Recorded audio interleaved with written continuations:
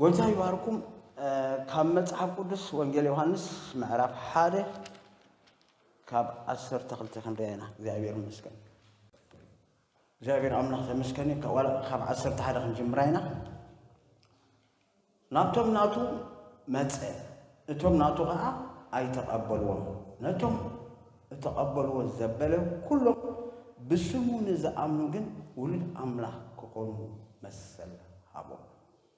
ነቶም ዝተቀበልዎ ዘበለ ኩሎም ብስሙ ንዝአምኑ ግን ውሉድ አምላክ ክኾኑ መሰለ ሃቦ እግዚአብሔር አምላክ ተመስገን ሎሚ አርእስትና እግዚአብሔር ይመስገን እንታይ ካብዝ ቃል እዚ አምላክ ይባረክ ናይ ውልድነት ስልጣን እግዚአብሔር ይመስገን ናይ ውልድነት መጀመሪያ ውልድነት ዝብል ሲክንሪና ስለተቀበልና ያዚ አውቶማቲክ አንተ ሆይና ለና ውልድ አምላክ ሆይና ለና እግዚአብሔር ይመስገን ቀደም ደቆጣ ቀደም አብጸልማት ነርና ቀደም ብድላይና ብርእስና ንኸይድ ዝነበርና ሰባቲና ነርና ሎሞ ግን ናቱ ጌርና እግዚአብሔር ይመስገን ውልዱ ጌርና ካብ ውልድ ዘዓቢ ነገር የለን ሕዋተይ ውልድ ምዃንሲ ትዛዓቢ እግዚአብሔር ይመስገን ውልድ አምላክ ክትኮኑሲ መሰል ሃቦ ውልድ አምላክ ክትባሃልሲ ሕጂ من يلو قالوا يلو ስለዚህ ነቃሉ ነህናሲ ክንእመኖ ጥራለና አሜን ክንብልከ ጥራይ ዘለና እግዚአብሔር ይመስገን ውልድ አምላክ ክትኮኑ መሰል ስለዚህ ተቀበልና ነቶም መጀመሪያ ስለዚህ ተቀበሉ ናቶም መጽይልካ እቶም ናቱ ኸዓ አይተቀበልዎን ነቶም ተቀበልዎ ዘበለ ሁሉም ብስሙ ዘአምኑ ግን ውልድ አምላክ ክኾኑ መሰል ሃቦ እግዚአብሔር ይመስገን ስለዚህ حوي ولد أملاك يسكبل لأن هذا ولد أملاك يقول بس كأوجو زابير مسكن أنا ولد أملاك يقول حواتي كم زخبيد مثلا قالوا سلازم لنا أنا ولد أملاك كابانا زخونا نجار يلن كاب كلتنا كاب حيلنا ولا حنت يمكن قالوا سلازم لنا قالوا سلنا عملونا كمون أبرومي شمون تعسرت 14 15 دهري يقوموا نسخاتكم سيلو نتي بؤو جيرنا أبا أبو إننا نتوع المنفس ولدنت إيكم تقبلكم أمبر منفس بارنت كم بحدش نفرحت أي تقبلكم سلازي توم بمنفس أملاك زمرحو زبلو نساتهم تايم ولد أملاك يوم لكن هذا يرجع تسألنا له أبا أبو زبل منفس ولدنا تقبلنا هنا زابير المسكن ده هرد ما منفس بارنت كم بحدش نفرحت أي تقبلكم سلازي بمنفس أملاك زمرحو زبلو كلهم انتهم ساتهم ولد أملاك يوم حوي حبتي بسقاي كون كانت مالالس حوي حبتي بمنفس أملاك خاتم مالالس ذات واي ولد أملاك سلازي كونكا الله يبارك سلازي بزي بحكوا لكم قالوا حواتي بحكي ولد النتي كابتاي تلنا علي بلد تزعبي ولد النتي ونت تخالد سقاكو تصبوت هنا قل ولد النت قل ولد سي بتعمي بحلفي توم ولد زلوكم ستفوتوا دقهم سكميم أب حقف بقوم سكميم زخونو زابير مسكن سلازي دكنا دما أبي يوحنس قدامي ملكت يوحنس سلسة حدا انتهي لنا رأي وبله أبزخ رأيو انتهي بلسي رأيو مو ولد أملاك نبهالسي إتأبو كما يزبل فقري هابلنا كم أون إنا رأيو مو دقوم مو انتهي بالهالوسي رأيو ولد أملاك نبهالسي إتأبو كما يزبل فقري هابلنا كم أون إنا حواتي أمين دو آمين بولو مر كم يكون منبر مغنياتو قالوا يزبلكم لا تجرم رأيهم ولد أملاك نبهالزي إتي أبو خما يزبل فقري بنا فوري قال يتسلنا زي أبير مثلا قدم كالينا نيرنا حجيجن ولد أملاكنا سلازي انتهي بلنا له كم إنا تمحواتك تقول لكم دس لكم قالوا كتحجوس لكم سبكا ود كلا تبايلو خما يجي زخور أبو بوسيو أبو كحلافنا إذا أمانة جري ده تباهي سي كم يبقى تأجس كم يزبلو لك نجستات نجستات سي عاد إنجليز نجستات كم يجيرهم يوم تقوري أم زخورو بخندي حلوة بخندي كسائي زخورو زي أبير مسكن نحنا قدّا تي سماين ندرس فترة تقوي توبس ولديك بحالنا كبلنا خلاصي كاب زبل الدس زبلي لنا سلازي بس يفتحوا قوس لكم زي أبير مسكن رأيو ولد أملاك نبهالسي كابي كوين لنا زي أبير مسكن إذا دما كان فقر أملاك እግዚአብሔር አምላክ ተለ ስለዚህ ውልድ አምላክና እግዚአብሔር ይመስገን ስለዚህ ኣብ ቆሮንቶስ ኩን ኣነ ኣቦ ድማ እኾነኩም ንስኻትኩም ድማ ኣወዳተይን ኣዋልደይን ክትኮኑ ኢኹም ይብል እቲ ኩሉ ዝኽእል ጎይታ ሰራዊት ስለዚህ ንሕናሲ ኣወዳቱን ኣዋልድን እግዚአብሔር ይመስገን ስለዚህ በዚህ ክንሕጎስ ኣለና እግዚአብሔር ይመስገን ውልድ እንታይ ይገብር ኣሕዋተይ ውልድ ተሓደ ጠቕሳይ እንታይ ወራሲ እግዚአብሔር ይመስገን ስለዚህ ኣብ ገላትያ 4 ንሕና ኣሕዋተይ ከሚሳ ደቅ ተስፋይና ብል እቲ ጽሑፍ እንታይ ይብል ወዲ ታባርያ ምስታ ወዲ ጨዋ ኣይወርስኒ ነታ ባርያ ምስ ወዳ ሰደዳ ስለዚህ ኣሕዋተይ ደቅታ ጨዋ እምበር ደቅ ታባርያ ኣይኮንኩም ውልድነት ካብ ውልድነት ይትዚ ኣበ ይብለና ማለት እዩ እግዚአብሔር ይመስገን ኣብ ሮሜ 8 እንታይ ይብለና ውልድ ካብ ኮና እንታይና ውልድ ካብ ኮና ወረስቲ ድማ ኢና እግዚአብሔር ይመስገን ንኣምላኽ ወረሱ ንክርስቶስ እግዚአብሔር ይመስገን ንሱ ሓበር መከራን ተጸግና ንሱ እንትና ስለዚህ ውርሻ ኣለና እግዚአብሔር ይመስገን ናኽባር ሓደ ኣቦ ወይ ሓደ እንተ ኣደሲ ክትከይት ከላሲ ንደቃ ወይ ድማ ንጓልያ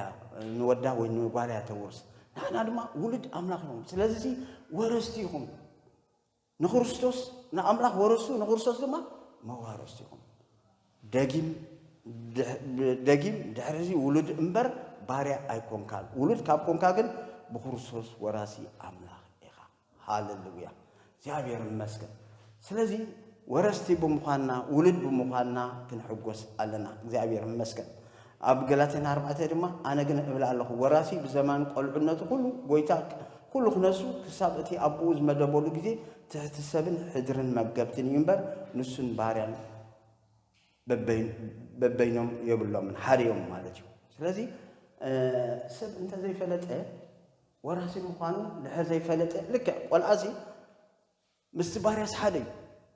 ኣብቲ ገዛ ምክንያቱ ኣይፈልጥን እዩ ዋላ ሓደራውን ክትህቦ ኣይትኽእልን ኢኻ ሓላፍነት ክትህቦ ኣይትኽእልን ኢኻ ምክንያቱ ቆልዓ እዩ ቆልዓሲ ኣይወርስን እዩ ክሳብ ዝበፅሕ ኣብ ፀብሒ ኣብ ምብፃሕ ክሳብ ዝበፅሕሲ ልክዕ ከምቲ ባርያስ ሓደ እዩ ይብሎ ስለዚህ እግዚአብሔር ይመስገን ካለ ከዓ we are family ስድራ ቤት ኢና እግዚአብሔር ይመስገን ውሉድና በአምላክ ድማ ወረስቲና እግዚአብሔር ይመስገን እንደገና ድማ እንታይ ብለና ቤተሰብ ይኹም ኣብ ኤፌሶን 2 እንታይ ብለና ንስኻትኩም ኣብ ኢየሱስ ክርስቶስ በዓሉ እምነ ማዕዘን ዝኾነ መሰረት ነቢያትን ሐዋርያትን እተነደኩም ደጊም ደቂ ዓዶም ንቅዱሳን ስድራ ቤቱ ኸንመን ንኣምላኽ ኢኹም እምበር ኣጋይሽን መጻተኛታትን ኣይኮንኩም ዋው እግዚአብሔር ይባል ስለዚህ ንቅዱስ ንሕናሲ ደቂ ዓዶም ንቅዱሳን ኢና ስድራ ቤቱ ከዓ ንኣምላኽ ኢና ማለት እዩ ስለዚህ እግዚአብሔር ይመስገን ማን ይዝብለና ዘሎ ቃሉ እግዚአብሔር ይመስገን ስለዚህ በዚህ ባክ ብለና አሉ እግዚአብሔር ይመስገን ስለዚህ እቲ ውሉድ ካላይካ ኣብ ፊልጵ 3 ንሕና ሃገርና ኣብ ሰማያት ያንበር ኣውን መድሓኒ ንሱ ጎይታና ኢየሱስ ክርስቶስ ንጽበይ ኣለና ናይ ላዕሊ ሕሰቡ እምበር ናይ ምድሪ ሕሰቡ ንሕናሲ ቤትና በይ ኣብ ሰማይ ኣሕዋት እዚኣ ገዲፍና ከይዲና እዚኣ ንግዜያ እዚኣስ መጻንሕያ ቫርተሩም ሲመር ኣብና ሓኪም ከይትካሲ ክሳብቲ ሓኪም ዝፅዋዓካሲ ቫርተ ሲመር ኣላ ኣብ ኣትጸንሕ እዚኣ ከመያ ከምዝሎም ንሓውና ቀብሪ ገይሮም ናይ መፋነው ምሻ በዓል ገይሮምሉ ንሕና ድማ ኣሕዋተይ እዚ ቤትና ኣይኮነን ሓንቲ ማለት ከይዲና እዚ መጻንሕ እዩ ነዚ ጎይታ ኢየሱስ ክርስቶስ ኣብ ተስፋ ዝሃበነ ልብኩም ኣይሸበር በኣምላኽ እመኑ ኣብ ቤት ኣቦይ ብዘመሓደር ኣሎ ከይደ ስፍራ ክዳልወልኩም ተመሊሰ ድማ መፄ ክወስደኩም ቤት ኣዳሊልና ኣሎ ኣሕዋተይ እዚኣስ ቤትና ኣይኮነትን ስለዚህ ኣቦና ጎይታ ኢየሱስ ክርስቶስ ክወስደና እዩ እግዚአብሔር ይመስገን ስለዚህ በዚህ ክንጻናና በዚህ ባክ ብለና ኣለዎ ሰብ ተስፋይና ስለዚህ ሃገርና በይ ሰማይ ሃገርና ቢኮን ስለዚህ ሓንሳ ሰብ ኣብዚ በሃገሩ ብዘረኝነት ብገለመለ ክብል ከሎ ኣነ ከምዚ ኣነ ወድኽስቴ ኣነ ገለመለ ክብል ከሎ ብጣዕሚ ዘሕዝን እዩ ብሕልፊ ከም ኣመንቲ ኮይና እዚ ነገርሲ ንሕናሲ ክንብሎ ዘይግባእና ኣሕዋተይ ሃገርና ሰማይ ኣሕዋተይ ስለዚህ እግዚአብሔር ይመስገን ኩላና ብጎይታሲ ቤተሰብ ገይርና ሓደ ገይርና እግዚአብሔር ይመስገን ኣባና ዓሌት መፍልላይ የለን ኩላትና ሓደና ቤተሰብና እግዚአብሔር ይመስገን ጎይታ ንኩላትና በሓንቲ ዓይኒ ይዝርኤና ጎይታ ይባረኽ ስለዚህ እዚ ተስፋዚ ኣለና ሰማያት ኣብ ሰማዩ ሃገርና ስለዚ ናይ ሰማይ ኣብ ላዕሊ ዘሎ ሕሳቡ እምበር ኣብ ምድሪ ዘሎ ኣይኮነን ይብለና እግዚአብሔር ይመስገን ስለዚ እጂ እንታይ ርኢና ውልድነት እጂ ናብቲ ስልጣን ክንከይድና እግዚአብሔር ይመስገን መጀመርያ ውልድነትና ፈሊጥና ዶ ውሉድ ምዃንና ፈሊጥና ዶ ጎይታ ኢየሱስ ክርስቶስ ውሉድ አምላክ ይኹም ይልና ነቶም ተቀበሉ ስለተቀበልና ውሉድ አምላክና እጂ ድማ ትስልጣንና ርኢና ትስልጣንና ድማ ኣብ ሉቃስ 10:19 ኸ ይነግረና እግዚአብሔር ይመስገን ስልጣን እንታይ እጂ ኸ ጎይታ ኢየሱስ ክርስቶስ ሓደ ስልጣን ሂብና ሰብ 10 አለቃ ኮን ኮሎ ከመይ ዝሕጎስ ሕዋተይ 10 አለቃ 50 አለቃ ሻለቃ ኮሎኔል እንዳተባለ ይሕጎስ እዮም ጎይታ ሓደ ስልጣን ሂብና ኣሎ እዚ ኸ እንሆ ተመንን ዕንቅርቢትን ኩሉ ሓይሊ ጸላኢ ክትረግጹ ስልጣን ሂበኩም ኣለኹ ዝጎድኣኩም ከዓ የልቦን ሕጂ ድማ ኣብ ልዕሊ ሰይጣን ኣብ ልዕሊ ጸላኢ ኣብ ልዕሊ ተመን ክንረግጽ እንታይ ተዋሂብና ስልጣን ተዋሂብና ኣሎ አምላክ ጎይታ ይሂብና ዘሎ ስልጣን ስለዚህ እግዚአብሔር ይመስገን እቲ ስልጣን ምጥቃም ግን ናትና ግደ ይሕዋተይ ጎይታ ኢየሱስ ክርስቶስ ዋላ ሉቃስ 9 ድሕሪኹሞ ነቶም 12 ብሓባር ጸዊዑ ኣብ ልዕሊ ኩሉ ኣጋንንቲ ሕማም ከሕውዩሲ ሓይልን ስልጣንን ሃቦም መንግስቲ አምላክ ክሰብኩ ንሕሙማትን ከሕውዩ ከዓ ለኣኾም ስለዚ እዚ ስልጣን እዚ ካብ ጎይታና ኢየሱስ ክርስቶስ ይሕዋተይ እዚ ስልጣንን ንዓይን ንዓኻትኩም ንኹላትና ነቶም ውሉድ ዘበልና እዚ ስልጣን እዚ ሂብና ኣሎ እግዚአብሔር አምላክ ተመስገን ይሁን ኣብ ማርቆስ 16 ኸ ብዝበለጸ ኸ ገሊጽዎ ኣሎ እንታይ ብለ ኣብ ማርቆስ 16 ኸ 17-18 ድሕሪና ነቶም ዝኣምኑ እዚ ተኣምራት እዚ ክስዕቦም እዩ ረዮ ነቶም ዝኣምኑ ኢሉ ብስምዒ ኣጋንንቲ ኸውፁ ብሓድሽ ልሳን ከዓ ክዛረቡ ኣትማን ክሕዙ እዮም ዝቐትል እንተሰተየ ኸ ኣይክጎድኦም እዮም ኣእዳዎም ኣብ ሕሙማት ከንብሩ ንሳቶም ድማ ክሓውዩ እዮም ሕዋተይ እዚ ጎይታ ዝሃበካ ስልጣን እዩ እዚ ጎይታ ዝሃበካ እዩ ኣማንስ ክሳብ ዝኾንካሲ ኣማን እዩ እግዚአብሔር ይመስገን ካልእ ታይትል ኣይበለን ፓስተር ኣይበለን ሃዋርያ ኣይበለን ካልእ ኣይበለን ንዝኣምኑ ኢሉ ድሕሪ ብክርስቶስ ተኣምን ኮንካ ስልጣን ተዋሂብካ ኣሎ እግዚአብሔር ይመስገን መብዛሕትኡ ችግርና እንታይ እዩ ክነግረኩም እንተዘይሓወየኸ እንተዘይተፈወሰኸ ኢትኩም ጻዕኑ ኢልኩም ካልኦሲ እንተዘይተፈወሰኸ እንታይ ክብለኒ እንታይ ክኸውን ዋ እታ ግብር ተባልካ ግበር እቲ ፈውስ እኮ ናይ ጎይታ እዩ እቲ ዝፍውስ እቲ ዘጥዒ ጎይታ እዩ ሽም ጎይታ ኢየሱስ ክርስቶስ ንስኻ ግን እታ ግብር ተባልካ ብእምነት ጥራይ ግበሮ ሓወይ ሓተይ ብእምነት ክትገብሮ ናትካ ግደ እዩ ብእምነት ክትገብሮ ከለኻ ጎይታ ድማ ይሰምር ሓወይ ስለዚ እቲ ዝፈውስ ንስዩ አምላክ ክፍውሶ ተደይደለየ ከዓ ክኸይድ ተደልይዎ ናይ አምላክ ስታይ ግዴና እንታይ ምጽላይ ግዴና እንታይ ኢድና ኣንቢርና ኣብ ልዕሊኡ ብእምነት ምጽላይ እዚኣ ናትና እዚኣ ሆምወርክ ናትና እቲ ፈውሲ ናይ መን ናይ ጎይታ እዩ ሕዋተይ ቃሉ ስለዚ ብለና ኢለ እግዚአብሔር ይመስገን ስለዚ ነቶም ዝኣምኑ ኢልና እዚ ተኣምራ እዚ ክስዕቦም እዩ ገርም ሕዋተይ እግዚአብሔር ሲ ዋላ ኣብ ሕጂ ሓድሽ ኪዳን ዘይኮነስ ኣብ ብሉይ ኪዳን ከማን ስልጣን ከም ዝሃበና ሲ ኣብ ዘፍጥረት ሓደ ነገርና አምላክ ድማ በመልክዕ ሰብ ፈጠረ በመልክዕ አምላክ ፈጠሮ ተባዕታይን አንስተይን ገይሩ ፈጠሮም አምላክ ባርኾም አምላክ ድማ ፍረዩን ተባዝዑን ንምድሪ ከዓ ምልእዋ ንዓሳ ባሕሪ ንዕዋፍ ሰማይ ኣብ ምድሪ ለመም ንዝብል ኩሉ እንስሳ ከዓ ግዝኡ በለ ረይዎ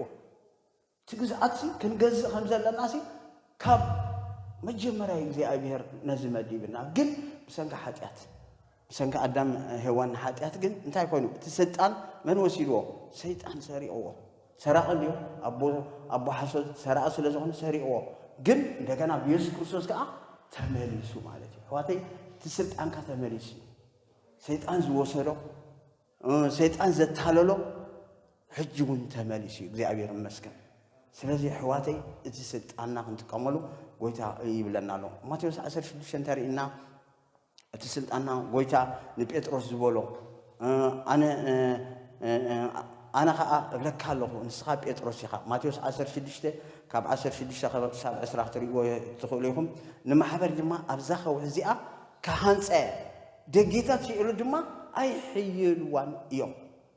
نزا محبر زي أسي دقيتا سيقولس أيهيلو عليه كفتنو يقول يوم يا زف حبرق أيروم كم تسوي يقول يوم قد كحيلو واسي أي كلن يوم ما نياتو ناي قويتا سلازي سي قويتا أبتي كوحي سلاز قبراسي كحيلو واس أي كلن يوم لكن أنت يقولوا مرحوتات من سمايت كبكة أم مدرس أسر كي يقولوا أب سماي سرك خووني أم مدرس فتح كي خاء أب سماي فتح خووني سابير المسكة سلازي زي سلت أنا زي كم زلنا ون على أملاخ ينقرن ناي سلازي أنت يدز بلنا قدم نتحيال قدم مبزباز خاص أنت يقبر يزبلنا نتحيال تيقبره السر سلازي أما نفسه عالمكو مجمرة نتوم رخصات منافستي زلوسي مس أسرعنا كنبزو زوم نخل الجزائر أملاخ تمسكناهم سلازي اتسلت أنزك أساقصون نحنا ينحواته حسيت أنا اللي تتقنكم حركم في لاسي أي سرني أكتيفيت كقبرون لني كان أسا لنا أنا أمينس حدا نجار كقبر لني أنت دي كل شيء مسلت أنا شيء جو كبلي ريمو هذا وتهدرسي وتهدرسي يسلت أنمو مسلت أنا نبي خيط مسلت أنا مش ودو أنت يوهب سيرتيفيكيت يوهب باج يوهب لحرجة تقل قلت غيره لحرت السيرتيفيكيت تحيزو أبكتما كسرع كله أنت يزقبر لك بتت مهارو بأقباب يتقامون مالته أمبر وي ونجلني رخيبو وي سرق رخيبو سي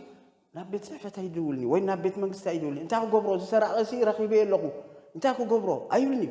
ما رأيت سلطان يفلتيو كأسرو خمسة لوه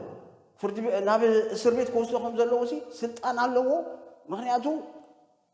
كل نجار تماهير وي حواتين إحنا دم سلطاننا دحر توهبنا أنت زيت أمنا لوسي أساسناتين سلطاننا قل كنا نقصاقصو سلطاننا قل أكتيفيت كل قبره ناتين ناتنا قديم نعم أملاك قديلو ناتنا قدي خالو سأنت هلك سألك زي بوليسي ولا إنفورم جيرو سأنت يلون أنت زيت أمور لوسي تسرق هادم خيلي قل دو قبله خيلي سلطان قام خيلي دوبل سلازي كأسرو سلطان له السربيت كوسدو سلطان له أبحق خبره سلطان له مخنياتو منقستي آمينو لي أسلكين وميربو كيت أبكتما زخونة حجزت أحاسة نسخة كتقاس أجرو ناب حق ختم صايلو ملوك سلطان يبو بجحري ومن على حواتي منقست الله أبي ويتها خمسان على حواتي ويتها خمسان على بيننا هيكون تسلطان يبنا له تأكتيفيت مقبار ناتنا عقدين سلازي سلطان كلا الناسي مو أتمنى له نبي زت اللي أنت هبي مو أدي سبادو خيط أنت هبي ما له شيء تجا أي تجا له جن تسلطان نتأقوم عليه ويتا ذهب الناس سلطان ترى بأمنات نتسألي سلازي زي أبي رمز كان أملاخسي ويتا سلطان يبنا له قاليت مثالي عندك بوكم شيء كاب حيل شيء سلطان يبلد نأمنت هذا مكينة يزو زخيد سب أيسي هذا نشي دقيق ترافيك سي تأتوقع بلا خيلي أمزي أتهيلوسي أخو له سافورت أتوجه كروت أكو خيلي حيلو كل وقت مكينة الكابة أبايا جن انتهي قبر يأسس سلازي نعود يحسون تاخذوا جن بدحر يوز موت أتساب أي زجاجة منقستي بعد موت سلازي እግዚአብሔር ይመስገን ረዩ ስልጣንሲ ከመይ ዓብ ምዃኑ ስልጣንሲ ካብ ሓይሊ ይበልጥ ስለዚህ አምላክ ድማ ንዓና ኣሕዋተይ ስልጣን ይብናይ ስለዚ ሰይጣን ኣጋንንት ክፃወቱልና ፍቓድ እግዚአብሔር ኣይኮነን ኣሕዋተይ ኣብ ኢድና ከሎ መድሓኒት ኣብ ኢድና ከሎ ፈውሲ ስቕ ክንብል ከምዚ ወታደርሲ ምስ መሳርሑ ክማረኽ ከሎ ስቕ ክብል ከሎ ልክዖም ማለት እዩ ስለዚ ሽም የሱስ كنتصوع علنا شيم يسوسي حواتي لعلو كلي شيم يسوسي أفيليبي نجيرو يكلته أب سمايتن أم مدرن أب تحت مدرن زلوا كله بركي بسم يسوس كن بركة لسان زبالة نخبري زي أبير أبوي بيتنا يسوس مخانو أمن أملاخ نايل علو كله لعل زبالة كاب كله سندما لعل زبل سمحابه سلازي كابانا زخونا نجاري لك شيم يسوس حزنا لنا غير نشيم يسوس زي إزاز سلطان يلا نشيم يسوس زي انقطقات حيلي يلا نشيم يسوس زي سجد حيل يلن سيطان انكو ينقطقطون يسجدولن يوم سلازي اذا شنزي توهيبنا الله حواتي دحر دليكم ام داكتوري وتخليكم غويتا تزاربو ابي يوحنس 14 13 14 انتايلو ابوسي ابودي من انت تخبرسي بسمي زلمنكم وزبل كله كغبرلكم ايو بسمي قال انت لمنكم كغبرلكم ايو ስለዚህ በስም ጎይታና ኢየሱስ ክርስቶስ ንልሙኖ ዘበለ ሁሉ ይሆነልና ስለዚህ እቲ ስልጣን ሲ ተዋሂብናል ማለት ነው እግዚአብሔር አምላክ በስም ጎይታ ኢየሱስ ክርስቶስ ዘይግበር ነገር የለን ዝክሩ ተሆንሲ ግብረ ሐዋርያት ጽብቅት ምሳሌ ላተና ግብረ ሐዋርያት ሰለስተ ጴጥሮስን ዮሐንስን ናብታ ቤት መቅደስ ከሆደ ሆሎሲ አብታ ቤት መቅደስ ሓደ ሰብ ዝሰንከለ አብታ አፍ ደገስ እንታይ ይልምን ነሩ ምጽዋት ይልምን ነሩ ሕጂ ምስ መጸሲ ንሱ እንታይ ገለ ዝተኽብሉ መሲል ወይ ትኩራ ቢሉ ይጥምቶም ነሩ ይሪኦም ነሩ ጴጥሮስ ግን እንታይ ነው ወርቅን ብሩርን የብልናን ዘለና እንታይ መራሕወይ ያ ጎይታ ሽም ኢየሱስ እንታይ ኩን ተንስእ እግዚአብሔር ይመስገን ስለዚህ ወርቅን ብሩርን የብልናን ዘለና ስንታዩ ሽም ኢየሱስ بيمان إدو حيزون كا أتنسوه بوون أجارو أنكاريتو أن أتسيب لنا እግዚአብሔር ይመስገን دحر ما أتسبتنا ويتون تاي كوينو قال يقول كلوتي أب أسر شديش تسلسة بيتروس تبو غيرو مالي سلو بسمو مأمانو كا سمو ينزتري وتفوت وسبعة أتصنع زتنعتو تابو مأمان تراي نتي أبك المكلاتهم ملوت النحاوتو نتسب دوك تبولو زخالت كتصنع زخالت عنا ملوت عناتو زخالت منيا شنو يسوس يا على بيتروس هيكونوا على يوحنس هيكونوا شمو من حيالي حواتي زلنا يلنا ورقن برورن يبلنا زلنا قال شم يسوس بشم يسوس تز إلى ما تز تونا أبيت مقدس أتيكو شو مسوم قارن እግዚአብሔር ይመስገን ስለዚህ እዚህ شم يسوس أبانا حجون الله يسوس حجون تمالن لو من نزل عالم هياوي حواتي أنت تمالي مسبع البيتروس زنبره مسانا هنا الله أنت تمالي مسبع الباولوس زنبره حجون مسانا الله እግዚአብሔር ይመስገን شم يسوس زي جزء يلن حواتي እግዚአብሔር አምላክ ተመስገን ይሁን ስለዚህ ነዚው በተማዓልተቲ አንተ እንኳን አይሐተትኩም ነው ነቦ በስማይ ዘለመንኩም ዘበለ ሁሉ ከምዝበኩም በሐቂ እብለኩም አለው ስለዚህ እግዚአብሔር ይመስገን እቲ ተዋህብና ዘሎሲ ሽም ኢየሱስ ላዕለ ልክ ከም ትዝበልኩም ነቲ ትራፊክ ወይ ነቲ ፖሊሲ ልዕሊኡ ዝጣበቀሉ ዝሓተሉ አሉ ገለ ነገር ተገርካን ፖሊስ ወይ ነቲ ትራፊክ መንግስት ነፃካ አና አጎይታ ምሳላሉ ስልጣን ዛሃበና ንሱ ይኪሉ ዝበለና ንሱ ተመንክትረብጡ ስልጣን ይበኩን ዝበለና ንሱ ስለዚህ በይነና አይኮንናን حواتي እቲ ዓቢ ጎይታ ምሳና አሎ እቲ ዝገብር ጎይታ ምሳና አሎ ነዚ በአል ናይ ጳውሎስ ድማ አንተ ምሳላ ነገርኩም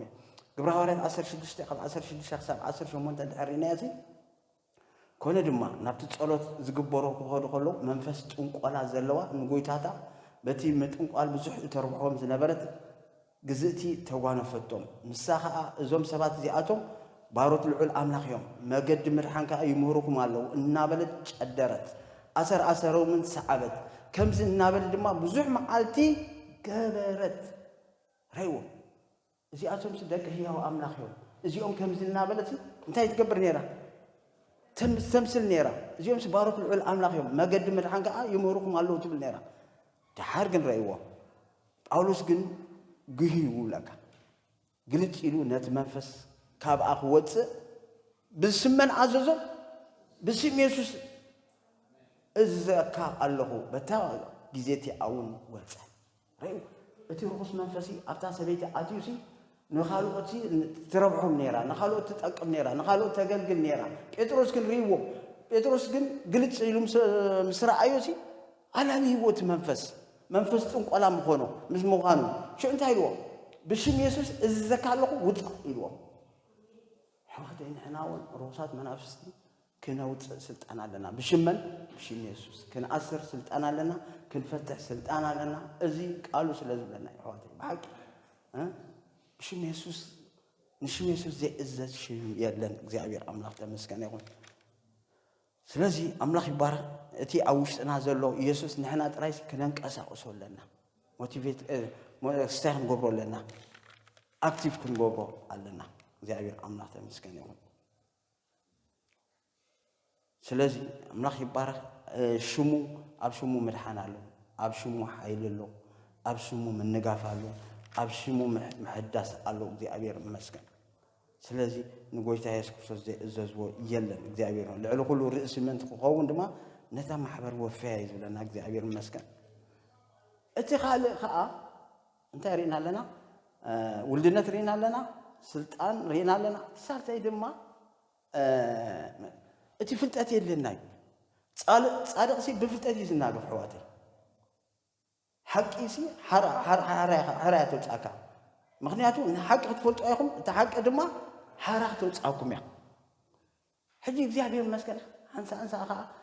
ብዙ ጊዜ ሰይጣን ዝጥቀመሉ ድንቁርና እዩ ንሰባት የጸልሙተው አእምሮም የጸልምት ስለዚህ እቲ ፍልጠት ድማ የናግፍ እዩ ለዚህ ነፍሲ በዘይ ፍልጠት ክትከውን አይፈቱን ይዝብለና ህዝበይ ሰአን ፍልጠት ጠፈ ህዝበይ ይዝብለና ህዝብ አምላክ ማለት ህዝበይ እዚ ሰአን ፍልጠት ጠፈ ይብለና ስለዚህ ክንፈልጥ ከአለና እግዚአብሔር መስከነ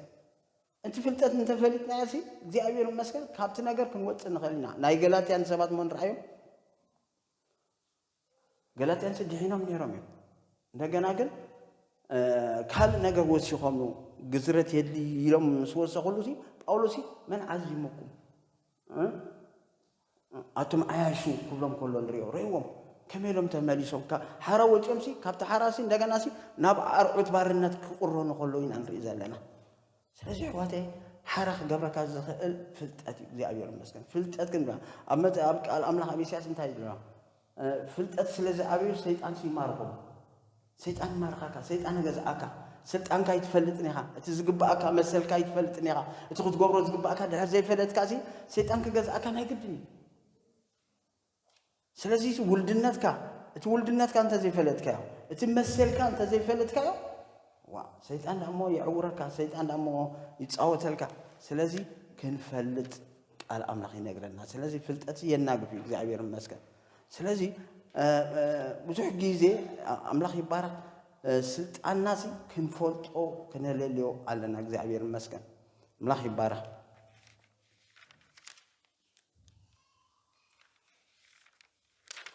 ስለዚህ ኣብ ክርስቶስ ዘለና መንነትና መፍለጥ መንነትካ መፍለጥ ኣዝዩ ኣድላይ ብክርስቶስ ዘለካ ዝግባአካ መሰልካ ብክርስቶስ ዘለካ ንስኻሲ ዝተጸዋዕኻ ንስኻሲ ዝተሓረኻ ጎይታ ኢየሱስ ክርስቶስ ካብ ዓለም ያውጪና ሓሪና አምላኽ ሓሪና እግዚአብሔር መስከን ስለዚህ እዚ ክትፈልጥ ኣለካ እግዚአብሔር መስከን ኣነሲ ሁርዬ ክንብል ኣለና ብዙሓት ኣለዉ እኮ ሕዋትና ሳለውና ብዙሓት አምላኽ ግን ሓሪና አምላኽ ግን ፀዊዕና ስለዚህ ሲ ብክርስቶስ ዘለና ክንፈልጥ ኣለና ንሕና ሲ ጨው መመቃርቲና ንሕና ብርሃኒና እግዚአብሔር መስከን ንሕና ሲ ኣነ ከምዚ ኣነ በይነየ ቆሪምርም ክንብል ሲ እዚ ሲ بحق أملاك سي أي فناني بينها يكونك أنا سام مجرشة مساحة يقولوا حجي بيني هاي تبر قدي فني أنت إنني أنا كون سب زي بالله أنا كون بقى أملاك كل جزء مساحة أي فكاني أي أنت أنا كاني كتودما إيش شايف لك حواتي فتنا الله ده والله مكرا الله ده والله سدت الله ده والله حبرنا غير متيو ግን ኣብቲ ኣባኹም ዘሎ ካብቲ ኣብ ዓለም ዘሎ ይበልጥ ጎይታ እኮ ኣብዛ ዓለም ከሎ ማለት ኣጋጢሞ ብዙሕ ሓሊፍ እዩ ግን ከምቲ ዓለም ሰዓራ ንሕና ድማ ይስዕረና ካብ ሰዓርቲ ንበልጥ ኢና ኣሕዋቲ ካብ ሰዓርቲ ንበልጥ ኢና ይምፃእ ፈተና መፅእ ትሕብሩ ቀያይሩ ክመፅእ ይኽእል እዩ ግን ኩሉ ግዜ ሰዓርቲ ምዃንና ክንፈልጥ ኣለና እግዚአብሔር ይመስገን ላኽ ይባረክ ስለዚ ሓወይ ሓብተይ መንነትካ ፍለጥ بقولت زلك نسخة حدش فكرتها እግዚአብሔር ይመስገን ስለዚህ ናይ ነስርን ናይ ደርሆን ሞራዩ ነስሪ በሰማይ ዝኸይድ ደርሆ ካብ ታሕቲ ሳይገብር ስለዚህ ነስርሲ እትመንነቱ ድሕር ዘይፈለጠስ ከም ደርሆ ይዝኸው እናተኸበ ክነብር እዩ ድሕር ከም ዝበርር ተረዲዩ ወገን በሰማይ ዝኸይድ ሕዋት ድሕር ንሕና መንነትና ዘይፈለጥና እቲ ብጎይታ ዝተዋሃበና ትብጎይታ ዝተዋሃበና ነገር እንተዘይ ፈለጥና ኩሉ ግዜ አባርነት ኢና ነበር ሕዋት ኩሉ ግዜ አብ ቆርምርም ኢና ነበር ኩሉ ግዜ ወይ አነ ስተካለ አነ ባኸምዚ አነስ ከምዚ ይኽብል እዩ በቃ ክራገምን ሕማቅ ነገር ክዛረብ ይዝውዕል ሕዋተይ ጎይታ እኮ ብዙሕ ተስፋታት ይብልና ብዙሕ ነገር ይልና ዘሎ ውሉድ ይልና ሲ እንደገና ከምዚ ክንብል ሲ እዚ ፍልጠት ምስአኒ ፍልጠት ስለ ዘይብልና እዩ ሕዋተይ ስለዚ አነ በይነይ ኣይትብል አምላኽ ምሳኻ እዩ ኣይገድፈካን እዩ ኣይጥንጥናካን እዩ ከቶ ድማ እሽሽ ኣይብለካን እዩ አምላኽ ድማ ዋላ በቲ ፈተና ሲ ካብ ዓቕምኹም ንላዕሊ ሲ ኣይትፍተኑን እዮም ነቲ ፈተና ኸማ እንታይ ይገብረሉ እዩ መውፅኢ ይገብረሉ እዩ እግዚኣብሔር ይመስገን ስለዚ ኣብ ኩሉ ጎይታ ኣሎ እግዚኣብሔር ይመስገን ስለዚ ርእስኻ ይትርአይ ርእስና እንተሪእና ዳድኹማት ኢና ብገዛእ ርእስና ወላ ሓንቲ ነገር ክንገብር ኣይንኽእልና ብሓይልና ብኽእለትና ወላ ሓንቲ ክንገብር ኣይንኽእልና ነዚ እኮ ኣብ እግዚኣብሔር ዝውከል ብፁዕ ዝበሃል ኣብ ርእስኹም ኣይትወከሉ ኣለና ኣብ ሰብ ተወከለ ዚ ርጉም ይኹን ይብለካ ነዚ እኳ ኣብ እግዚኣብሔር ክንውከል ኣብ እግዚኣብሔር ክንሕበን ዘሕብነና ገንዘብና ኣይኮነን ዘሕብነና አነ ወዲ ክርስቶስ ስለ ዝኾንኩ ይኮን ወዲ ዓዲ ገለ ስለ ዝኾንኩ ይኮነን ወዲ ካብዞም ጽሩያት ዓጽንቲ ስለ ዝኾንኩ ይኮንኩ ወዲ ገለ መለ ስለ ኣይኮነን ዘሕብነና ደቂ ጎይታ ምዃንና ኢና ኣብ እግዚኣብሔር ስለ ዘለና እሲ ዘሕብነና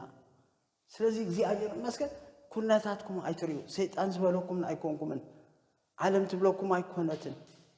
ነገራት ዝብለኩም ኣይኮነን ኩነታት ዝብለኩም ኣይኮነን ሰብ ገለ ክብለካ ይኽእል ኩነታት ገለ ክብለካ ከም ንሪኦ ይኮነን ግን እግዚኣብሔር ዝበለና ኢና ኣሕዋተይ ኣምላኽ ሲ ፀዊዕና እዩ ካህናት ክንከውን ፀዊዕና ደግነት ክንዛረብ ፀዊዕና ክነተዓረቕ ፀዊዕና ወንጌል ክንሰብኽ ፀዊዕና ሃሌሉያ ክንዓጥን ፀዊዕና ክነምልኾ ፀዊዕና ፍሉይ ህዝቢ ገይርና ጥሪቱ ገይርና ህዝቡ ገይርና ናቱ ገይርና ስለዚ እዚ ካበይ ካባና ዝኾነ ይኮነን ካብኡ ስለ ዝኾነልና እግዚኣብሔር ይመስገን ኣምላኽ ይባረኽ ስለዚ እንታይ ደኣ ክንብል ዘለና ይሲ በቲ ዘኽእለኒ ሓይሊ ዝሃበኒ ብክርስቶስ እየ ዘለኹ ጳውሎስ እንታይ እዩ ዝምካሓሉ ነገር የለን ኢሉ ወላ ሓንቲ ዝምካሓሉ ነገር የለን ዘለኹ ብፀጋ ኣምላኽ እየ ዘለኹ ዘለና ይሲ በቲ ሓይሊ ኣምላኽ ኢና ዘለና ካባና ዝኾነ ነገርስ የለን ካብ ክእለትና ዝኾነ ነገርስ የለን ነዚ እግዚኣብሔር ይመስገን ብክርስቶስ ግን ኣነ ብርቱዕ ይበል እቲ ድኹም ሲ ኣነ ብክርስቶስ እንታይ ይበል ብርቱዕ ምክንያቱ ክርስቶስ ኣብ ውሽጥና ኣለዉ እቲ ኣባኻትኩም ዘሎ ሲ ካብቲ ኣብ ዓለም ዘሎ ሲ ይበልፅ ኢልና እግዚኣብሔር ይመስገን መን እዩ ቃሉ ስለ ዝበለና እዩ ብስጋዳ ድኹማት ኢና ግን ሓይሊ ሂብና እዩ እግዚኣብሔር ስልጣን ሂብና እዩ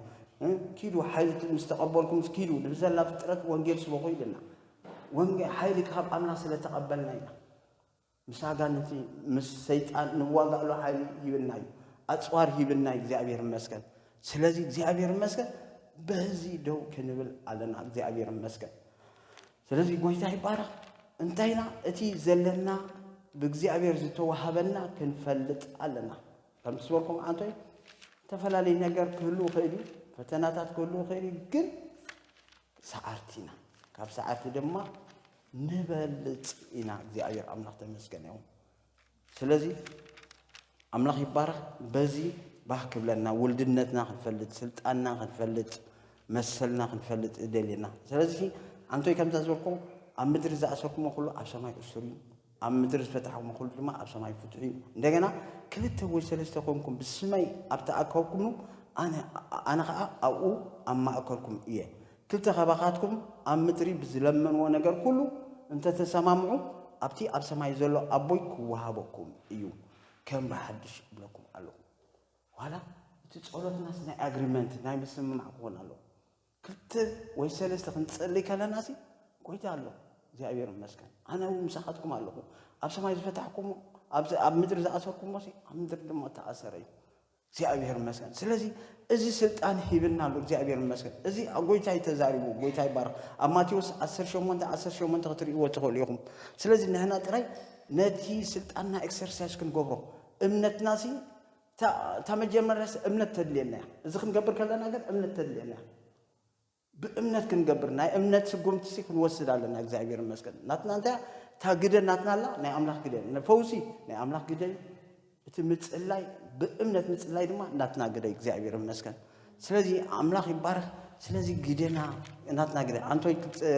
ክዝምራር ከላ ግዴ ሀብተይ ሲ እቲ ፈውስ ሲ እንጌራ ውልድ ይብሉ እግዚአብሔር ይመስገን ፈውስ ሲ እናትና እግዚአብሔር ይመስገን ከምቱ ውልድ ሲ እንጌራ ዝደሊ እቲ ፈውስ ኻና ዝተዋሃበ እግዚአብሔር ይመስገን እንጌራ ውልድ ይልናል እግዚአብሔር ይመስገን ስለዚህ ሲ ፈውስ ይግባልና እግዚአብሔር ይመስገን ስለዚህ ህዋቴ ካብሎም ጀምርኩም ኩነታትኩም አይተረም ዞም ኩሎም ናይ እግዚአብሔር ሰባቲ በዓል ኤርምያስ ረእዮም አነን እሽቴ ኣብ ኣፍካ ቃል ከምበረ ኩሉ ኮለና ንርኢ ጊዶን አነ ዝናኣስከ ካብቶም ዝናኣስኩ ዓሊት ዝመጻኹ ይኽብል ከሎ ክንሪኦ ነው ኣጆኻ እግዚአብሔር ምሳኻዩ ኣታጅግና ጊዶን ክብሎ ከሎ ንሪኦ ሙሴ እውን ተርእና ርኢዮ አነ ተብታቤ አነ ክዛረባ ይክእልኒ ኣፈይ ወልካፍ ኢልዎ ግን ኣጆኻ ተዛረባ ይክገብረልካ ይዝሎ ስለዚህ ነዚ ንዓና እንታይ ዘርእየና እኳ አምላክ በሁሉ ይሰርሕ አምላክ ብድኹም ይሰርሕ አምላክ በብርቱ ይሰርሕ ስለዚህ ንሕናሲ እቲ ድኻምና ሳይን ረአዮ ሕዋቴ እቲ ናትና መንነት ሳይን ረአዮ ስለዚህ እግዚአብሔር ምሳይ ተሎሲ መን ይዝቃወመኒ እቲ ዋና ጎይታ ምሳና ይሃሉ ስለዚህ ካብ ሰዓርት ንበልጽ እቲ ውግእ ናይ መን ናይ እግዚአብሔር አውድማ ናትና እግዚአብሔር እኮ አይገድፈናን ይበል ኪድበል ውጻያ ኪድበል ተዋጋአዮም አይብለናን እግዚአብሔር ምሳና ናቱ ሊእኽና እንዲ ኪዱ እኮ ይልናዩ ከይድ ከለና ክንምስክር ሓደ ነገር ክንገብር ከለና ክንጽልይ እግዚአብሔር እኮ ምሳና እዩ መተዓይቲ ናይ እግዚአብሔር ይመስገን ስለዚህ ነዚ እኮ ክሳብ መጨረሻ ዓለም አነ ምሳኹም እየ ዝብለና እግዚአብሔር ይመስገን ስለዚህ ኣብ ዘካርያስ ጽብቕቲ ትጠቕስላ 4:6 بخيلتين بحالين أيكونكم يبل እግዚአብሔር ጎይታ ሰራዊት አታ አብኸረን መን ይኻ ኣብ ቀልሚ ዘሩባቤል ድማ ጎልጎል ክትከውን ኢኻ ዘካርያስ ኣብ ቀልሚ እግዚአብሔር እንታይ ክትኮን ይልዎሎ ጎልጎል ሎም ሕዋተይ ምስጋር አብይኩም ዘሎ መሕላፍ አብይኩም ዘሎ እዚ ነገር ሲ ክሳማ ኣሲ ትብሎ ነገር በኃይለ አምላክ ክስበር በኢየሱስ ክርስቶስ በኃይለ አምላክ ክትጥዕሱ ይኹም እዚ ነገር ሲ እንታይ ዝደጋግመን ኣነስ ኣይከኣልኩን ትብሎ ኣባኹም ዲዩ ኣብ ስድራ ቤትኩም ዲዩ በኃይለ አምላክ ሎም ግን እቲ ጎልጎል እቲ ጎቦሲ ጎልጎል ሜዳ ክኾን ይዋተ ብኽእለትና ኣይኮነን በኃይልና ኣይኮነን እንታይ ዳ ጸጋ አምላክ በኃይለ አምላክ ንኣምላክ ኩሉ ቀሊል ይሕዋተ ንሰብ ዝኸበሮ ንእግዚአብሔር ኣይከብዶን ንዓና ከብደና ክእል እዩ ከም ሰብ መጠን እዚ ነገር ሳታ ጎይታ ክሳብ መዓስ እዩ ንብሎ ነገር ሁሉ እዩ ግን እግዚአብሔር ኣብቲ ኦሮማይ ዝበልኩምሉ ኣብቲ ተስፋ ዝቆረጽኩምሉ ኣብቲ 4 ነጥቢ ዝገበርኩምሉ እግዚአብሔር ሓድሽ ነገር ክገብር ልማዱ እዩ በቃ እግዚአብሔር ክቅጽልሲ ይኽእል እዩ ነልኣዘር 4 መዓልቲ ጨኒ በስቢሱ ዝነበረሲ እንታይ ዝገበሮ ከም በሓድሽ ህይወት ዝህቦ እንታይ ደላቶ ማርታ ጨኒ 4 መዓልቲ ገይሩ ኢላቶ ተተኣምነሲ ክብረ አምላክ መራኺ ንኣምላክ ሲ ዋላ ሻህ ጊዜ ይጭናው ንዑሲ ኩሉ ጊዜ ሓድሽ ምግባር ልማድ እዩ ስለዚህ ሕዋተይ እንታይ ክብል ደልየ መንነትና ንፍለጥ ስልጣንና ንፍለጥ ንሕና ምስ ኩነታት ኣይንረአና ርአዮ ምስቲ ዓለም ትብለና ሰይጣን ዝብለና ኩነታት ንሪኦ ኣይነብል ቃሉ ዝበለና እዩ ሕዋተይ ቃሉ ዝበለና እወ ኣሜንን እወ ንበል ሕዋተይ ቃል ተይልካ ቃል እዩ እወ ኣሜን እግዚአብሔር ይመስገን ስለዚህ ኩነታትኩም አይትራዩ ነገራትኩም አይትራዩ እንታይ ዳ ንጎይታ ራዩ እግዚአብሔር ይመስገን ስለዚህ ኩሉ ንስዕሮ ድማ በኃይለ አምላክ እግዚአብሔር ይመስገን ስለዚህ ይገርሞኩም ሲ እንደገናውን ኣብ እግዚአብሔር ሲ ጸጋታት ከም ዝብሲ እንርዳይና እግዚአብሔር ጸጋ ይህብ እግዚአብሔር ናይ ፈውስ ጸጋ አለው ብዙ ነገር አለው እግዚአብሔር ይመስገን ግን ኩሉ ዝግበር ሲ ብሽም እግዚአብሔር ያዕቆብ ሐሙሽ ደስ ብለካሲ አማ አከልኩም ዘሐመመ ደሎ ንሽማግለታት ማህበር ይጽው ንሳቶም ከአ ብስም እግዚአብሔር ሲ ዘይት እናለኸዩ ኣብ ልዕሊኡ ይጸልዩ ብስም መን ይሉ ብስም እግዚአብሔር ዋቴ ኩሉ ንገብሮሲ ብስም አምላክ ብስም እግዚአብሔር ብስም ኢየሱስ ክርስቶስ ስለዚህ ካባና ዝሆነ ነገር የለም ካብ ክእለትና ዝኸውን ነገር የለም ካብ ኃይልና ዝኸውን ነገር የለም ካብ ፍልጠትና ዝኸውን የለም እግዚአብሔር አምላክ ተመስገን ነው ስለዚህ ንዑ አሚና ንዑ ተወኪልና እንገብር ካለና እግዚአብሔር ይደልዮ ማለት እግዚአብሔር አምላክ ተመስገን ነው ስለዚህ ስሙ ለዕል ሁሉ ለዕል ዝበለ ስለዚህ ሕዋተይ ኣብ ኢሳያስን ደስ ብለካ فأنتو أنت اللي فتنا خجات منا خلي مكره خجات منا خلي جن نحن أنت كن بلالنا نقالو خنزار مالنا نعاخي وقولوا تسرح أشعر كل شيء أي كتأك أمنيو نفردي زتنسأك كله لسانك كترت يا أخي سلزي استبارة زعبير تكون كابايو زعبير سلزي سي أبانا أي تأكل حواتي أبتغاها الشح أبي مانكا ألفق ودق هلي جن أبغى أي بقرني أبغى سأي بتسعني مقنع أدمني لي قالي لي حواتي نقالوا ترى تأمننا نزارب أمنكو تزارب خنزارب خلنا بروكليم كنقولوا خلنا كن أوجو خلنا أي سرعني أبانا يمكنني كم جخنا مبوز أنا حناسي زي أبغى زبلسي نأخذ وقو تسرح أشعر كل شيء أنت أيكونيو أي تأكمني أنت يقول يمكن أقوم الجبالة حساباتهم كله جبل لا يبل سيتأم فتنة خيري سيتأنا كساسي كسيتأنا أبو حسجي مسوق أتدري حواتي نتوم حريات أملاك زخصهم مني لك أملاك كابزت كار الناس مني زخصنا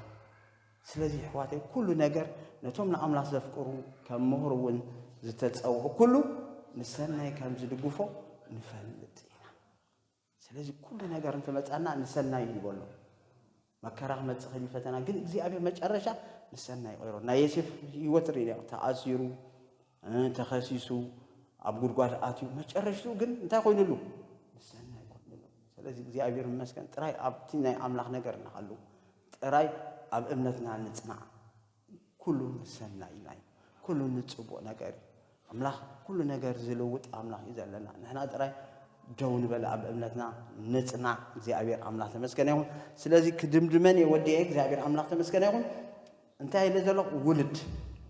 مجمرة ولد مخالنا نفلت زي تعبي نجار ولد مخالنا زي ولد أملاك مخالنا دحري خليتي سلطاننا نتوم زأمنوا إذا سعب سلطان توهيبهم الله ريو كاري تخاء سلطان كم توهابنا سالسايد ما اتفلتت انت دي فلتنا لك كم تتوتهدر بوليس ينفورم غيرو فلتت تديولو انت دي بولوتي لك كم يبقى اي تقوموا نيزلو سلطان سلازي سلطاننا انت تقوموا املاك يدلنا مالك እግዚአብሔር መስከን رابعي دما تمننتنا بقويتا زتوهابنا مننت بقويتا زلنا رشت بقويتا زلنا هذا أدرس رشت له فليشلين رشت نات كانت ناتي رشت زولو يجي ما بقويتا زلنا رشت سي كنفلت علنا እግዚአብሔር ይመስገን ስለዚህ አምላክ ይባረክ እዚህ ተገርና ካብ ሰዓርቲ ንበልጽና እግዚአብሔር ስለዚህ